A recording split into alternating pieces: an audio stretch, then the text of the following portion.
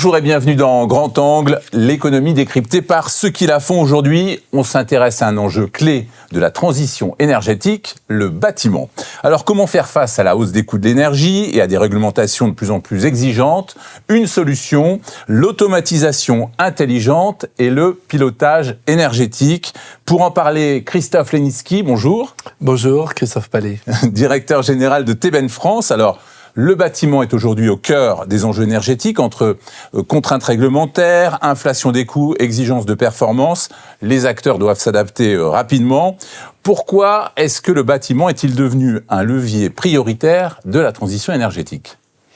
Parce qu'on passe beaucoup de temps dans un bâtiment, que ce soit à titre privé ou à titre professionnel.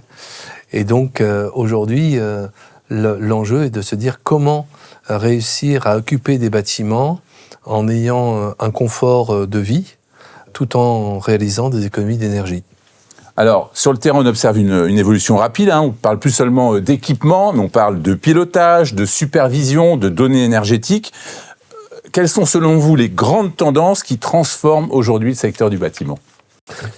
Ce qui va permettre à un bâtiment de consommer moins d'énergie, ça va être la qualité des capteurs que l'on va mettre ici et là pour piloter un chauffage, un éclairage, des volets. Ça, c'est la première des choses.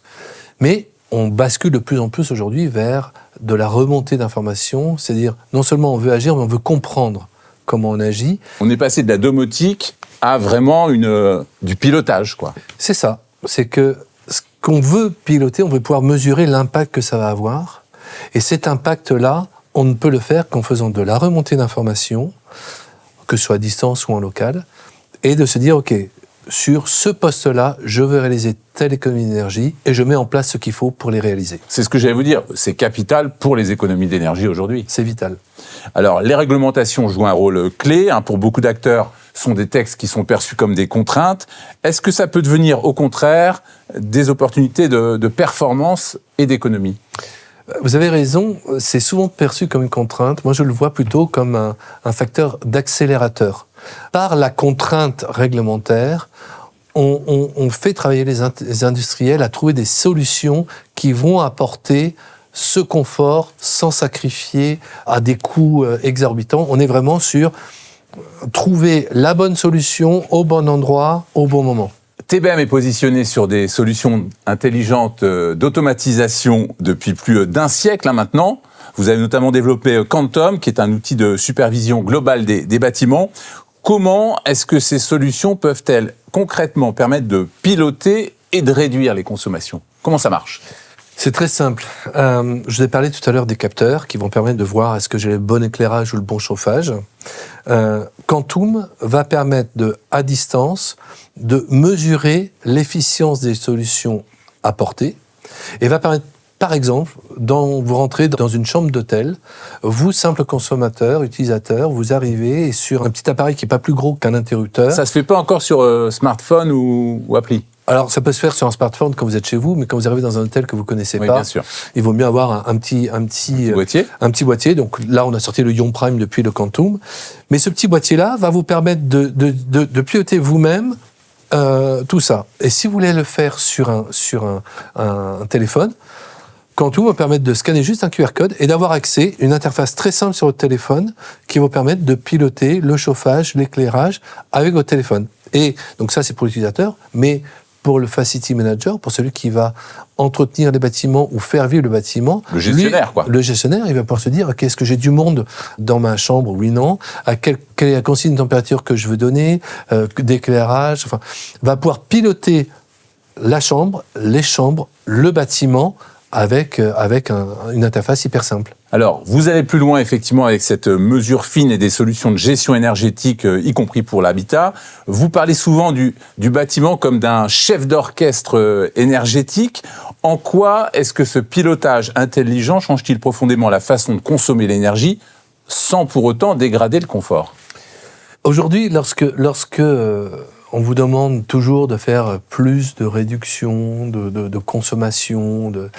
Vous avez deux aspects. Vous avez l'aspect financier dont on vient de parler brièvement, mais vous avez surtout, est-ce que vous êtes vertueux dans un monde où aujourd'hui le réchauffement, l'empreinte carbone, tout ça devient une vraie problématique. Teben, depuis 1901, depuis la création de Teben, qui était la première minuterie d'escalier, était de se dire comment je peux faire en sorte de moins consommer d'énergie. Consommer moins d'énergie, c'est réduire son empreinte carbone.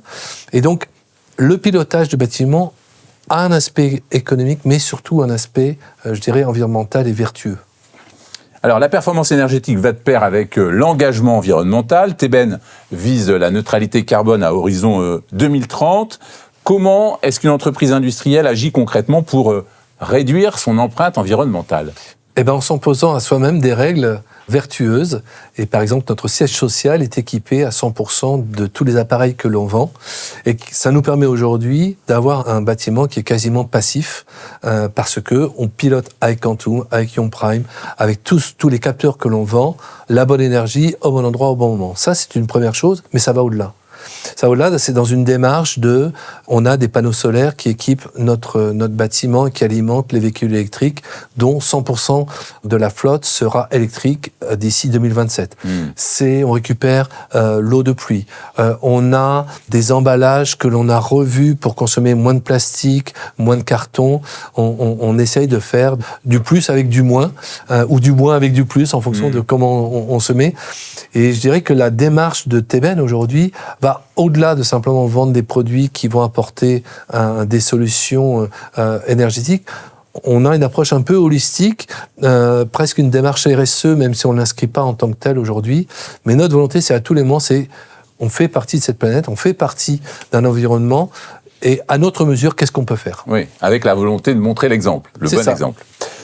Un dernier regard vers l'avenir. Le bâtiment de demain sera plus sobre, plus connecté et plus piloté. À quoi il ressemblera précisément en 2030 ? J'adorerais avoir la réponse à cette question. Sortez la boule de cristal. Ouais, alors il y a plusieurs choses. Il y a une chose qui est indéniable, c'est que quoi qu'il arrive, on va vers une tendance à pouvoir mesurer notre impact environnemental. Donc c'est toujours plus de pilotage, probablement avec un peu d'IA, mais l'IA dans nos métiers reste encore, je pourrais vous vendre de l'IA, mais la vraie chose, c'est un capteur n'a pas besoin d'IA. La question, c'est comment l'information va être traitée derrière, et est-ce que le traitement de l'information sera prédictif ? Ça, c'est probablement l'avenir. Et de se dire, par exemple, que lorsque vous occupez un bâtiment, il y a de l'intelligence artificielle qui va comprendre votre comportement dans le bâtiment et qui va adapter les commandes sur votre bâtiment. Ça, c'est probablement l'avenir. Mais ça peut être aussi des choses très simples. Vous parliez du smartphone tout à l'heure. Est-ce qu'on veut tous avoir 40 applications sur son smartphone ? Ou est-ce qu'à l'inverse, il ne faudrait pas retrouver le même interrupteur que celui qu'on avait hier, mais qui va pouvoir de manière intelligente, commander des choses sans avoir son application sur le téléphone. C'est probablement vers là qu'on va. Merci beaucoup Christophe Lenitzky pour cet éclairage et nous avoir démontré qu'innovation, réglementation et durabilité pouvaient avancer ensemble. À très vite pour un nouveau numéro de Grand Angle consacré à celles et à ceux qui font l'économie. Merci. Merci.